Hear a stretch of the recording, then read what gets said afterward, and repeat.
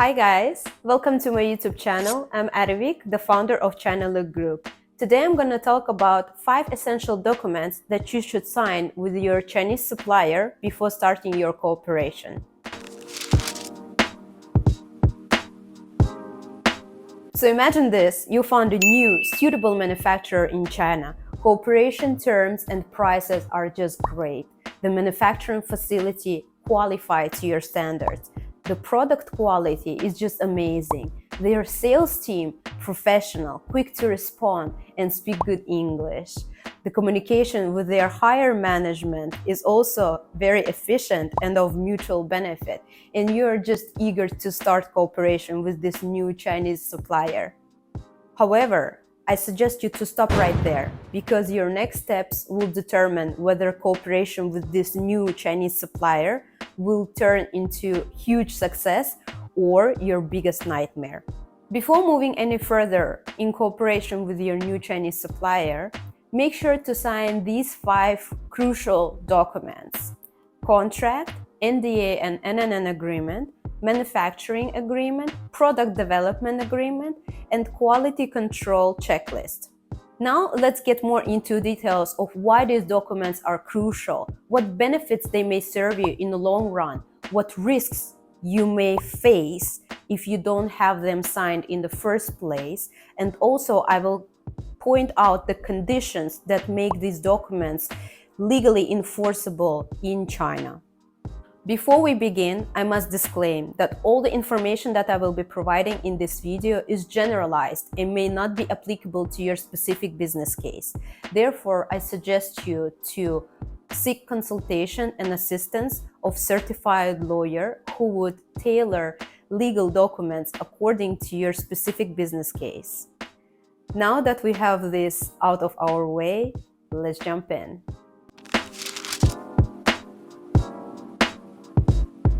Throughout the years, I have seen companies who have been cooperating with China for years, entirely based on verbal agreements, on a handshake, so to say, or based on totally unenforceable legal documents.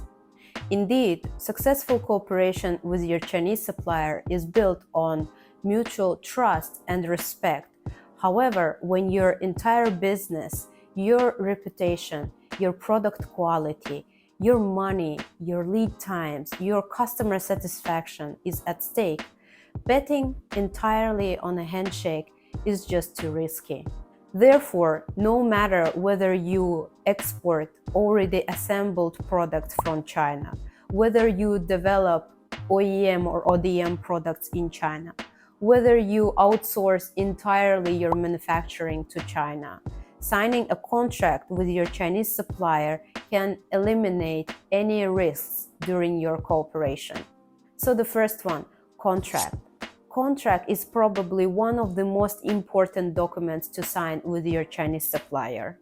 It enables you to summarize, specify, and get both parties to legally commit and agree on cooperation terms. A correctly drawn contract in accordance with Chinese law can legally protect all of your transactions. Moreover, valid and legally enforceable in China contract can substitute all other agreements and documents by simply including important conditions in it. For instance, contract can include NDA and NNN conditions. It can include manufacturing and product development terms. It can also include quality requirement standards and other important for you clauses.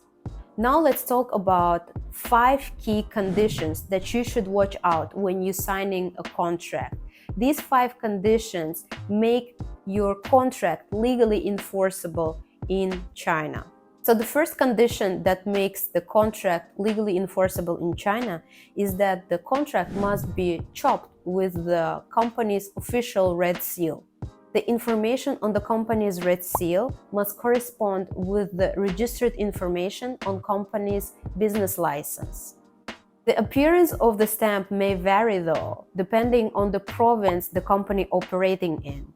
Each province in China has their own style of the stamps. So don't be alarmed if one supplier's stamp doesn't look the same as another supplier's stamp. That is totally normal. And also you need to understand that each year Chinese government updates their style of the issued stamps. So it also may depend on the year the company was registered in. Some companies' official red seal may even include their English registered company name. But if it doesn't, don't be alarmed. That's totally normal. So if it does include English name, that's okay. If it doesn't, that's also okay. The most important thing that you should watch out is that the Chinese company name should correspond with the company name on their business license. The second condition that makes the contract legally enforceable in China is that the contract must be correctly stamped. Currently, there are two ways to correctly stamp your contract. The first way is to stamp and sign each and every page of your contract. The second way is to fold your contract in a fan-like manner and placing one stamp at all of the pages at once, making sure that the ink of the page touches and leaves the stain on each and every page. And of course, both of these ways must be finalized with the main stamp on the last page with the signature of the official representatives from both sides. You may ask me, but Arevik, how about the old conventional way of only signing and stamping the last page of the contract? Well, I must tell you that when you choose the first way of stamping the contract, which is stamping and signing each and every page of your contract, it gives another opportunity to your Chinese supplier to go through all the clauses and once again remind them of all the clauses and terms that you are agreeing on.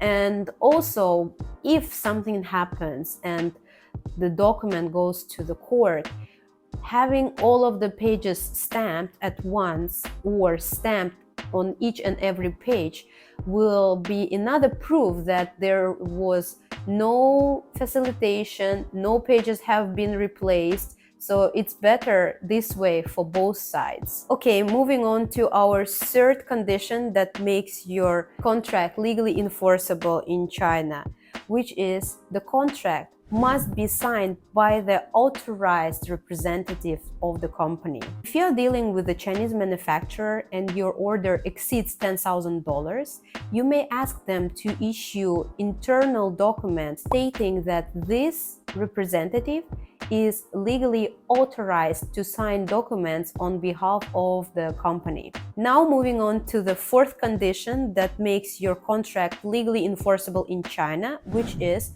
the contract must be in Chinese language and in your country's official language.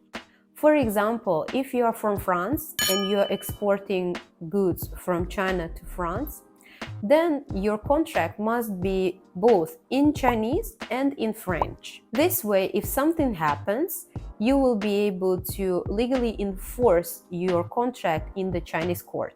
And talking about the court, we are slowly moving to our condition number 5, which is specifying the correct jurisdiction. If something happens and you want your Chinese supplier to face court and abide by the court's decision, then the hearings must be in China. So those were the 5 conditions that you should watch out when you're signing a contract with your supplier, and if you want your contract to be legally enforceable in China. While we're talking about drafting and signing a contract with your supplier, I will give you one more very important additional tip, which is when you're talking about and deciding on the penalties, make sure to keep the penalties in the reasonable range. Because if something happens and you agree with your Chinese supplier on quite unreasonable penalties, if something happens and this case will go to court in China, these penalties might be revised by the judge. Now let's move on to our second essential document to sign with your Chinese supplier before you start your cooperation, which is NDA and NNN Agreement. So what is NDA agreement? NDA agreement is basically a non-disclosure agreement, or as it also referred to, confidential agreement. And what is NNN agreement? NNN agreement stands for non-disclose, non-use, and non-compete agreement. Legally enforceable NDA and NNN agreements are essential documents to protect your intellectual property, allowing you to share sensitive information without fearing that it will end up in the hands of your competitors, and prevent your unique products from being copied and even used later on to compete against you in your own market. If NDA or NNN agreements are breached, you may seek Chinese courts' attention to prevent any further disclosures and may sue the offending party for monetary damages. Now let's move on to our third essential document that you should sign with your Chinese supplier, which is manufacturing agreement. The manufacturing agreement clearly defines and specifies the responsibilities of both parties throughout the whole manufacturing process.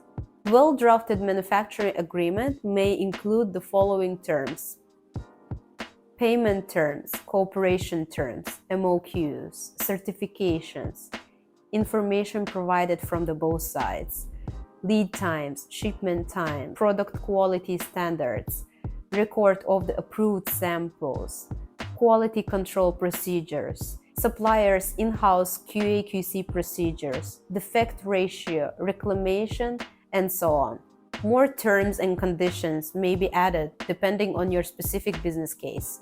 Now let's move on to our fourth essential document that you should sign with your Chinese supplier before starting cooperation, which is Product Development Agreement.